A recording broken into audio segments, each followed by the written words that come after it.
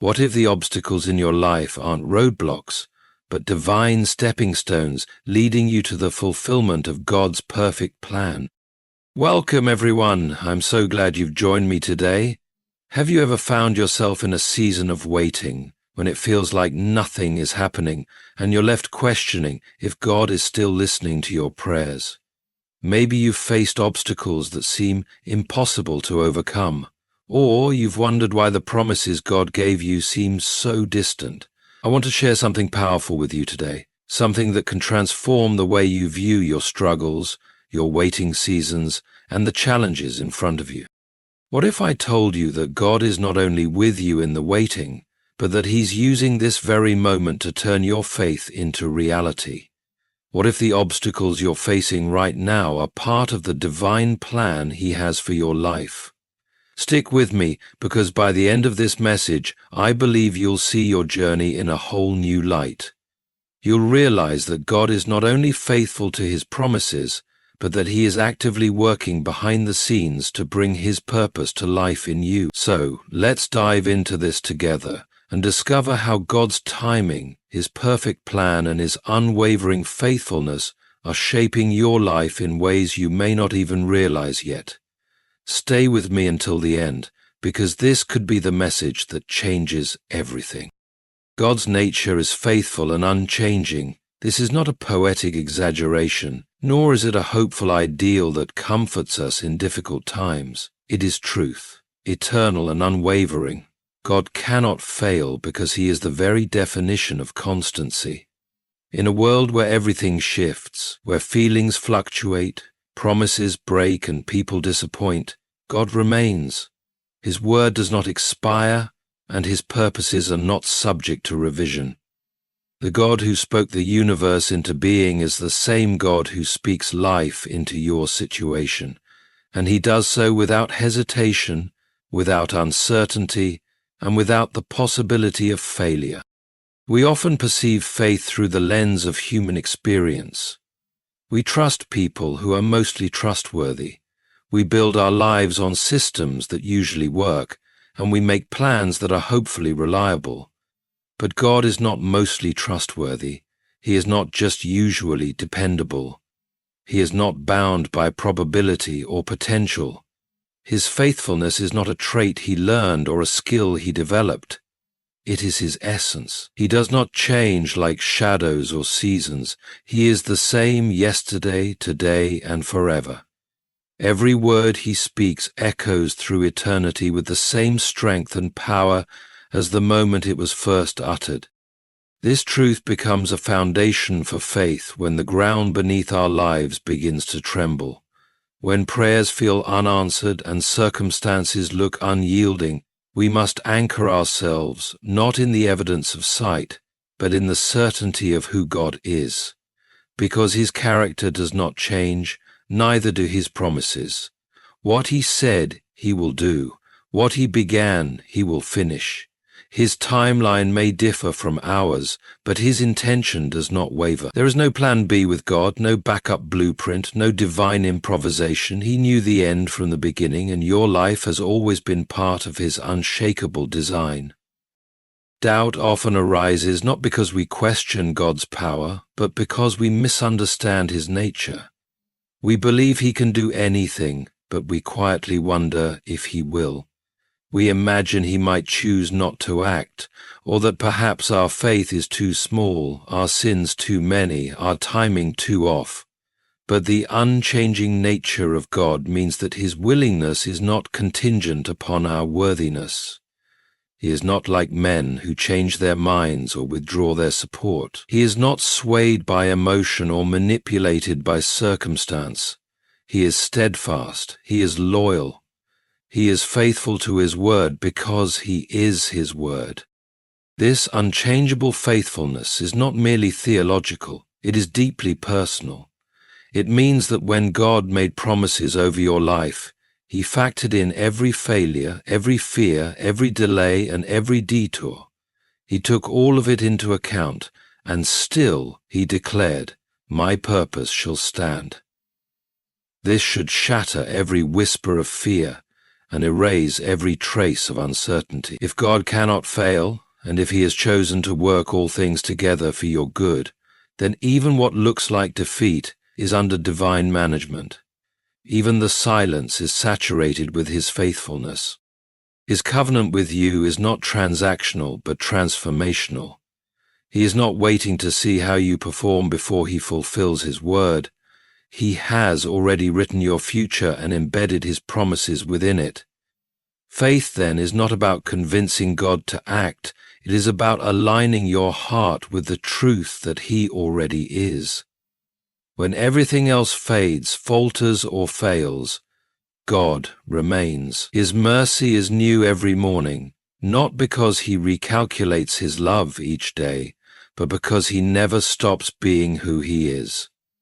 That is why you can walk in faith, not because of how strong your belief is, but because of how immovable your God is.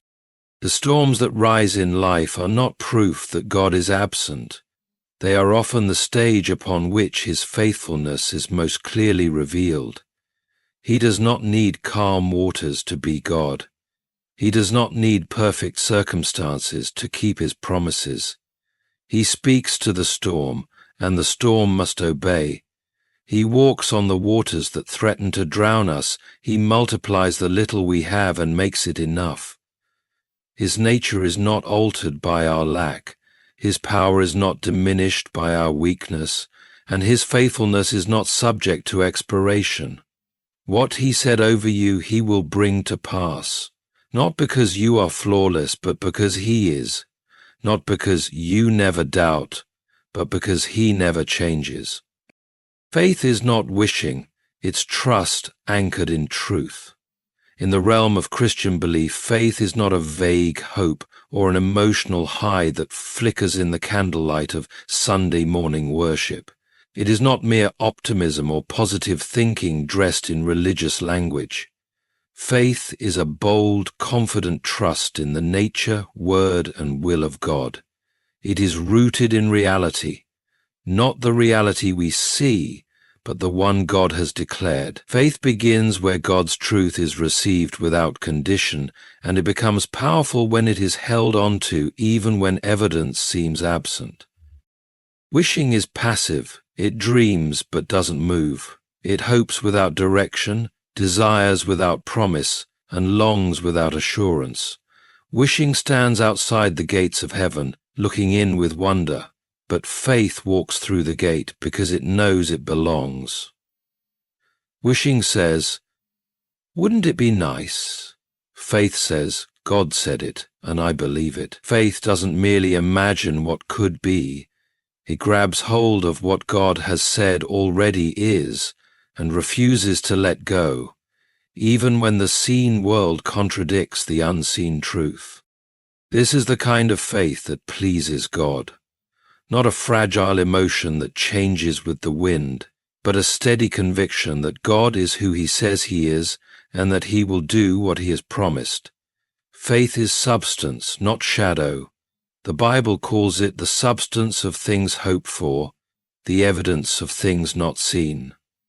Substance is not illusion.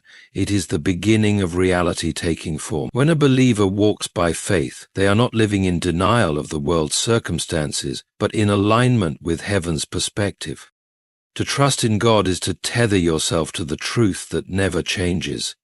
His word is not a suggestion, it is a decree. His promises are not poetic expressions, they are eternal realities waiting to manifest. When a person anchors their soul in God's truth, they are no longer at the mercy of the storm. They may feel the wind, they may hear the waves, but they will not drift.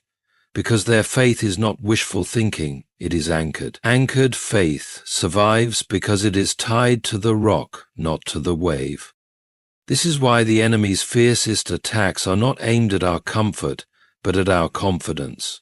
He wants to make us believe that God is distant, unreliable, or uninterested. He wants to recast God's promises as vague suggestions, and to turn our faith into fantasy. He knows that if he can detach our faith from truth, he can render it powerless. Faith apart from truth is just sentiment, but faith grounded in the truth of who God is cannot be moved. It will stand when feelings fail. It will speak when fear screams. It will act when logic hesitates. Because it is not dependent on the visible. It is grounded in the invisible, God who reigns eternal. Throughout Scripture, the men and women who walked by faith were not dreamers detached from reality. They were believers connected to divine reality. Noah built a boat in a drought because his faith was tethered to the word of a God who had never lied. Abraham left his homeland not because he had a good feeling, but because he trusted the voice of the one who called him. Moses raised his staff not because it made sense, but because he knew the one who said, "I will be with you." Faith, real faith, always looks foolish before it looks fulfilled. But it is not foolishness, it is foresight in action, seeing what God sees before it comes to pass. Faith, when it is anchored in truth, gives you stability when the world around you is chaos. It enables you to walk with peace when the outcome is unclear. It empowers you to act with courage when the path seems uncertain. This kind of faith is not man-made. It is God-given, and it grows not by wishing harder, but by knowing Him deeper. The more you know God, the more unshakable your faith becomes, because faith is not about how much you believe, but about how trustworthy the one you believe in is. When you truly understand the difference between wishing and faith, everything shifts. You stop trying to manipulate outcomes and start standing on promises. You stop chasing emotional highs and start abiding in spiritual truth. You stop fearing the unknown and start resting in the one who knows all. Faith is not a magic formula. It is a divine connection. It is not a safety net for the unsure. It is a sword for the certain, and it is only as strong as the truth to which it is anchored. Faith anchored in the eternal cannot fail, because God cannot fail. Our perception of delay is not His denial. This is one of the most challenging truths to grasp in the life of faith. We live in a world governed by time, hours, minutes, deadlines, schedules. We expect things to move quickly, to appear instantly, to respond immediately. And when God seems to move slowly, when answers feel postponed, or progress looks invisible, we are tempted to question not only His timing, but His intent. We begin to wonder if perhaps the promise was not real, if the vision was only our imagination, if the prayer has fallen on deaf ears. But delay is not denial. It never has been. In the hands of God, delay is often divine preparation. When God gives a promise, He already sees the fulfillment. He knows how it will unfold, when it will come to pass, and what it will require of us to be ready for it. But we do not. We see in part, we understand in fragments, and we often misinterpret the gap between the promise and its fulfillment. We assume that silence means no. We conclude that waiting means rejection. But God does not operate within our emotional frameworks or human impatience. His ways are higher, and His timing is perfect, not just in precision but in purpose. Every delay has a divine reason, and often that reason is growth. The soil of delay is where the roots of faith are tested and strengthened. It is where trust is refined, where motives are purified, where endurance is built. It is where God develops in us the character necessary to carry what He has promised. A premature blessing can become a burden. An untested vessel can crack under pressure. And so God, in His mercy, waits. He waits until we are ready, until the environment is prepared, until the hearts involved are aligned. He is not idle, He is not indifferent. He is orchestrating, arranging, shaping, and molding things beyond our comprehension. Think of Joseph, sold into slavery and thrown into prison for crimes he didn't commit. The dream God gave him was true. The vision of leadership and purpose was real. But years passed, and still he waited. Had God changed His mind? No. God was developing Joseph in the darkness. He was teaching him how to interpret dreams, how to lead with humility, how to trust when forgotten, how to rise when others tried to keep him down. The delay was not a detour, it was the pathway to destiny. At the right time, God lifted him to a place of influence and fulfillment, when Joseph was not only positioned, but prepared. Or consider David, anointed as king while still a shepherd boy, but it took years of hiding in caves, running from Saul, enduring betrayal, and learning to lead out of sight before he ever wore the crown. The delay was not a mistake. It was the proving ground of a king. God does not rush his process, because his aim is not just fulfillment, it is transformation. He is not only trying to bring something to you, he is trying to do something in you. Into you. Delay exposes what we really believe about God. It peels back the layers of our confidence. Do we trust him only when it's fast, only when it's visible, only when it makes sense? Or do we trust him when everything around us says nothing is happening? True faith is not revealed in the moment of victory, but in the long walk of obedience with no finish line in sight. It is in the wilderness where faith matures. It is in the waiting room where hope is forged into certainty. And even in delay, God gives evidence of his nearness. He strengthens you in the quiet. He whispers to you in the dark. He provides just enough to keep you moving, just enough to show he hasn't forgotten. His presence in the delay is often sweeter than the promise fulfilled, because it reveals that he is not just the giver of the gift, he is the gift. And he never withholds himself. When the delay stretches longer than expected, remind yourself, the promise has not died. It is simply growing beneath the surface.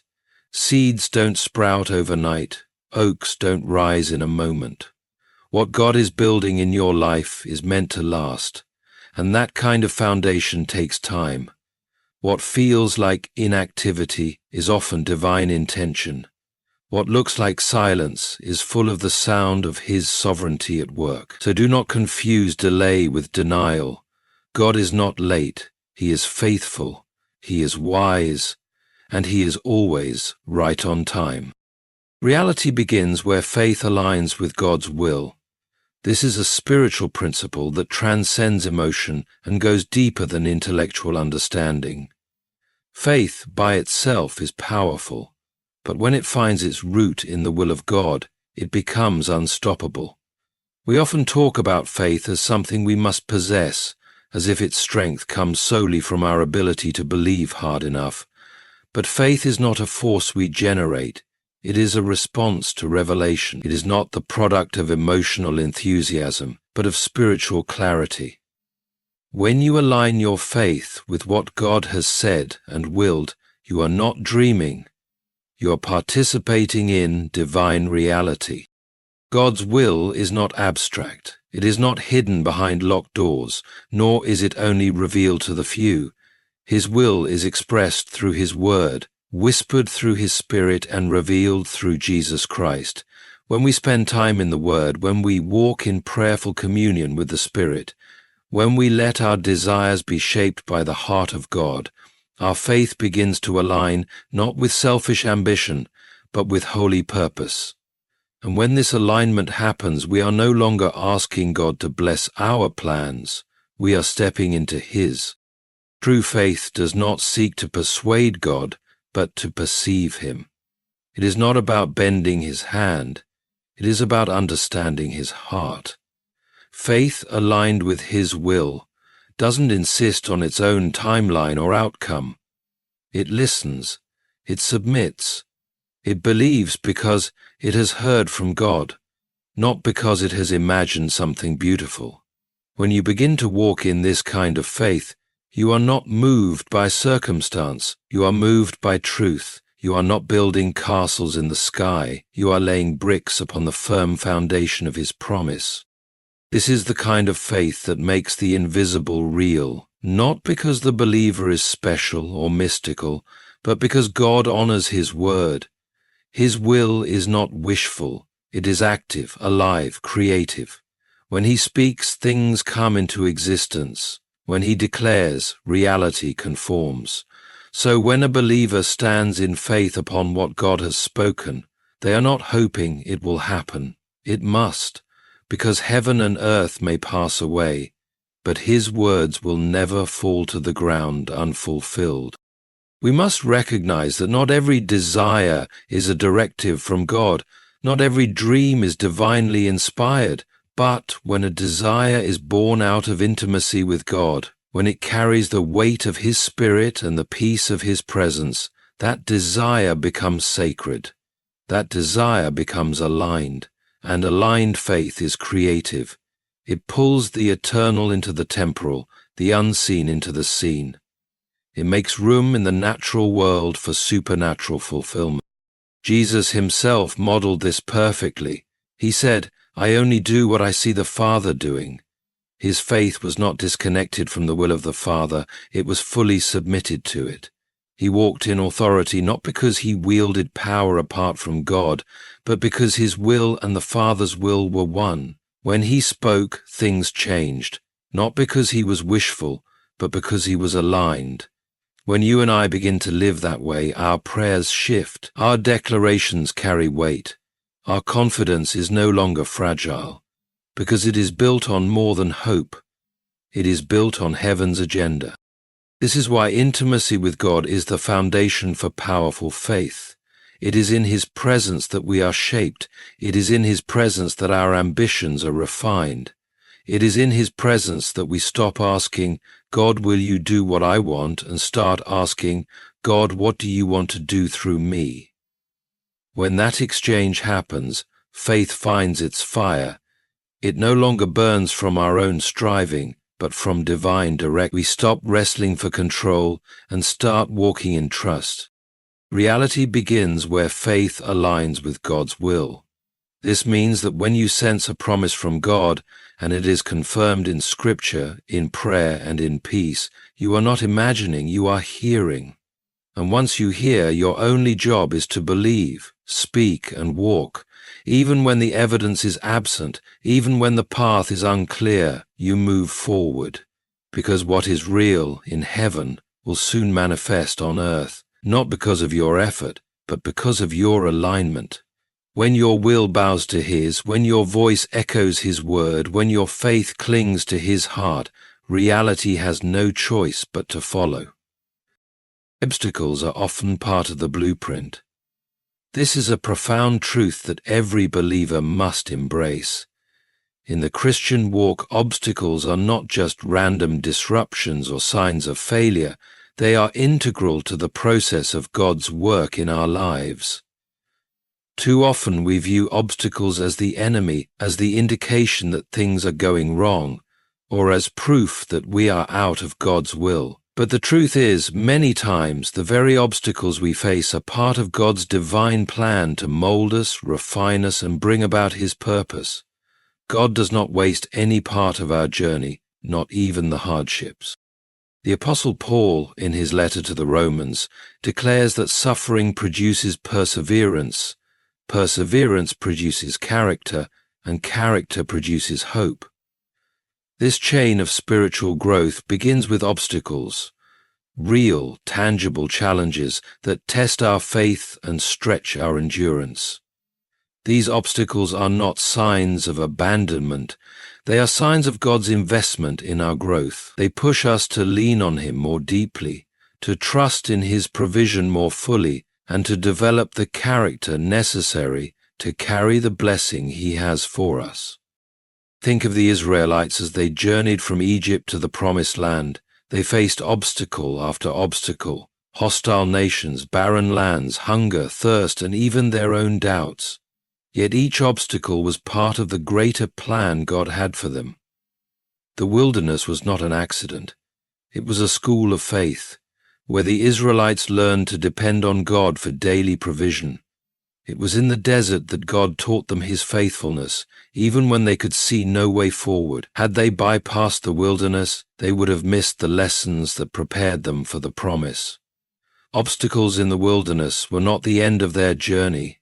They were the very means by which they were shaped for the destiny God had already declared over them. Similarly, think of David, the young shepherd boy who was anointed king but had to endure years of hardship before stepping into his rightful place on the throne. First, he faced rejection by his family, then the brutal pursuit by King Saul, and a life filled with peril.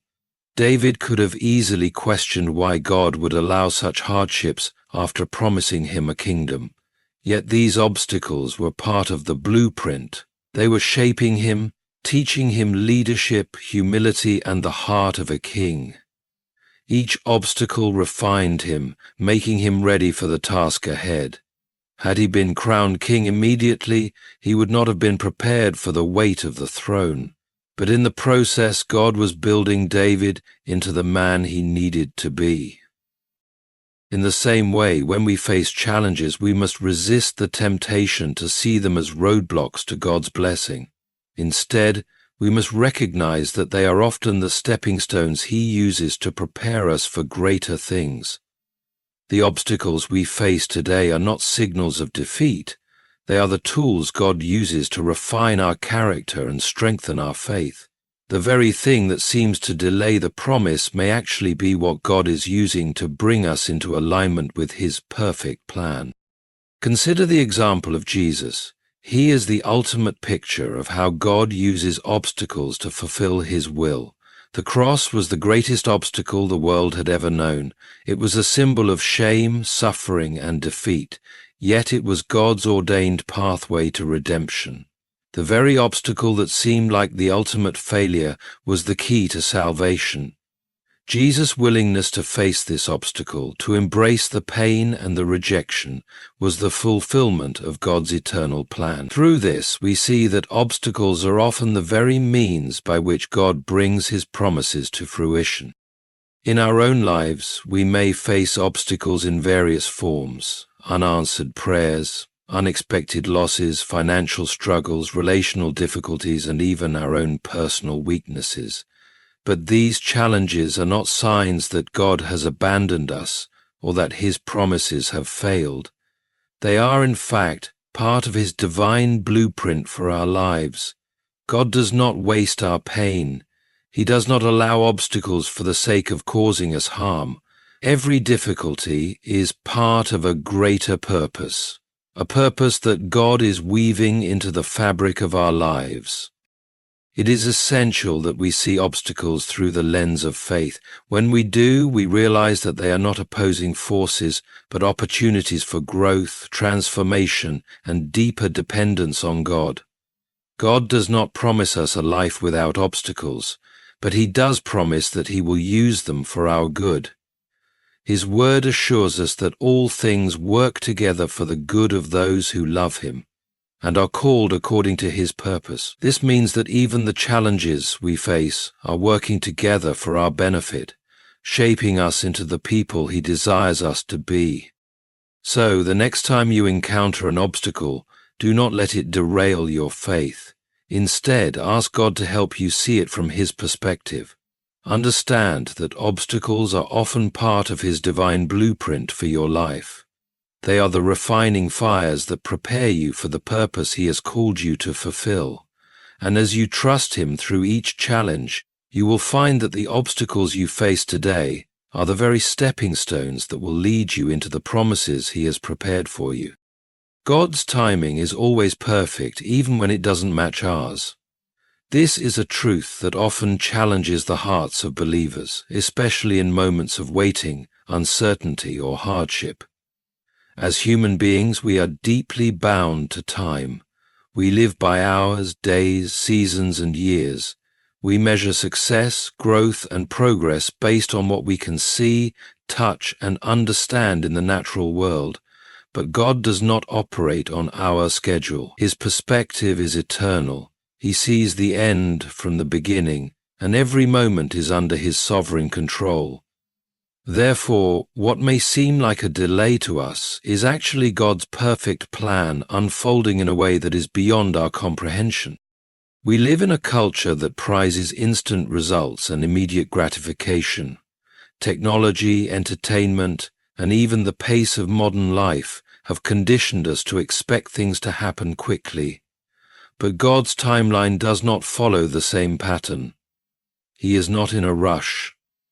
He does not respond to our demands with immediacy or urgency. Instead, he operates with eternal wisdom, knowing that what we need is not always what we want in the moment, and that his perfect timing is more important than our human concept of speed. Take, for instance, the story of Abraham and Sarah. God made a promise to Abraham that he would be the father of many nations, but that promise was not fulfilled in the way they expected or when they expected. Decades passed and still the promise seemed unfulfilled. Sarah grew impatient, and in her impatience she attempted to help God fulfill the promise by giving her servant Hagar to Abraham in an effort to have a child. But the result was not the child of promise, but a complicated situation that caused pain and division. Yet in the fullness of time, God fulfilled his promise to Abraham and Sarah in a way that was far beyond their human understanding. Isaac, the child of promise, was born at the perfect time according to God's plan, not according to their timeline. Abraham and Sarah's story teaches us that God's delays are not denials. His promises are always fulfilled, but often not in the way we anticipate or the time we desire. Similarly, in the life of Jesus, we see the perfect timing of God revealed. Throughout his ministry, Jesus was often asked by his disciples and others to act more quickly, to reveal himself more plainly, and to show his power in immediate ways. Yet Jesus continually responded that his time had not yet come. He was not controlled by the urgency of human expectations or the pressure of public opinion. His every action was aligned with the timing of his Father. Even his death on the cross happened at the precise moment it was meant to. At just the right time, when the world was in need of salvation, Jesus gave his life. The Apostle Paul affirms this when he writes, "But when the set time had fully come, God sent his Son." Galatians 4:4. The crucifixion was not a random event, nor was it an accident. It was the culmination of God's eternal plan, perfectly timed for the redemption of humanity. God's timing is not just about the big moments in history. It is also about the small, intimate details of our lives. We may pray for a breakthrough, for healing, for provision, and yet the answer seems delayed. We wonder why God does not act according to our schedule. But we must remember that God sees the full picture. He knows what we need, when we need it, and how it will best fulfill his purposes in our lives. Sometimes, what we perceive as a delay is simply God preparing us for something greater. He is working in the background, orchestrating circumstances, refining our character, and aligning everything according to his perfect plan. This is where trust comes in. Trusting God's timing means acknowledging that his ways are higher than ours, and his understanding surpasses our limited perspective.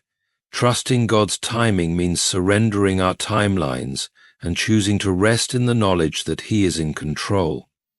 It means that when we face delays, we do not see them as obstacles or signs of God's absence, but as opportunities to deepen our trust and reliance on him. Trusting God's timing means we can let go of our anxiety and allow peace to flood our hearts, knowing that he is always working, even when we cannot see it. The Bible encourages us to be patient and to wait on the Lord. Psalm 27:14 says, "Wait for the Lord, be strong, and take heart and wait for the Lord." Isaiah 40:31 reminds us that those who wait on the Lord will renew their strength. Waiting is not passive, it is active. It is a season of preparation, of growth, and of deepening faith. When we wait on God, we are not sitting idly by. We are trusting, praying, and continuing to walk in obedience, even when the fulfillment of His promises seems distant. God's timing is perfect, not because it aligns with our expectations, but because it is rooted in His infinite wisdom and love for us. His timing ensures that we are fully prepared to receive what He has for us, and that the glory of His work in our lives will be revealed in its fullness. Even when it seems like nothing is happening, trust that God is at work, orchestrating every detail. When it feels like He is silent, trust that His silence is purposeful. In conclusion, let us be reminded that God does not fail. His promises are sure, His word is unbreakable, and His timing is always perfect. Through every delay, obstacle, and challenge, God is turning our faith into reality. As we journey through life, we are called to trust in His process, knowing that He is always at work behind the scenes, even when we cannot see it. Our faith, when aligned with God's will lead us to the fulfillment of His promises, and we will witness His mighty hand at work in our lives. The obstacles we face are part of the divine blueprint that He is using to shape us into who we are meant to be. His timing may not match ours, but it is always right. And when we trust in His perfect plan, we will experience the reality of His promises in ways beyond what we could imagine. Thank you for being part of this time together.